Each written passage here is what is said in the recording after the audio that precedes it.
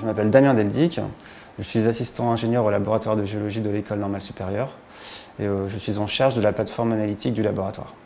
Ici on fait beaucoup de mécanique des roches.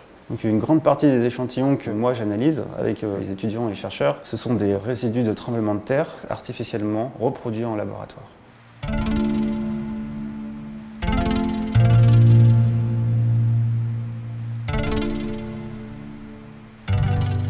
Les chercheurs avec qui je travaille ont des spécialités variées, des géologues, des mécaniciens des roches, des archéologues, des minéralogistes.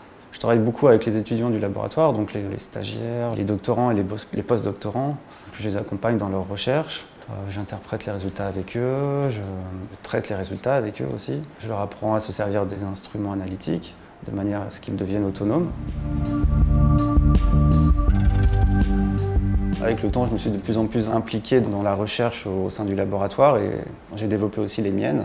Et j'ai notamment développé un paléothermomètre Raman qui utilise la microspectrométrie Raman et qui permet de remonter à la formation des carbonisats. Donc les carbonisats, ce sont les résidus de la combustion, de la carbonisation, c'est-à-dire les charbons de bois, les azotes carbonisés, les suies. Il y a eu plusieurs applications. À l'origine, ce thermomètre a été développé pour l'archéométrie, notamment dans la caractérisation des traces de feu. J'ai notamment travaillé sur la grotte préhistorique de la Cône de l'Arago, dans laquelle moi et mes collègues, Jean-Noël Rouzot, Jean-Pierre Pozzi, Christian Pernoud, nous avons trouvé des traces de feu anciennes, estimées à 560 000 ans, dans les parties les plus anciennes de la grotte. Donc l'origine de ces traces de feu n'a pas encore été précisément déterminée, à savoir si ce sont des traces de feu d'origine naturelle provenant d'anciens feux de forêt, ou alors si c'était les hommes qui ont utilisé le feu dans leur propre intérieur. Si l'origine de ces traces de feu sont attribuées aux occupants de la grotte, cela repousserait de 160 000 ans l'utilisation du feu à la Cône de l'Arago.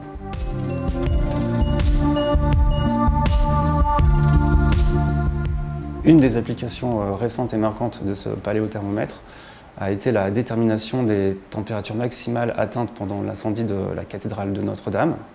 Et cela a permis de préciser à la maîtrise d'œuvre les zones de la cathédrale les plus altérées, et notamment des pierres calcaires du monument.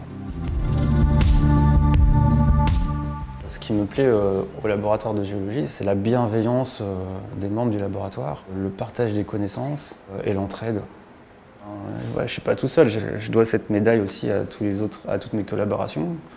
Et, toutes les collaborations à l'extérieur du laboratoire, mais surtout avec tous les chercheurs et les étudiants avec qui j'ai travaillé.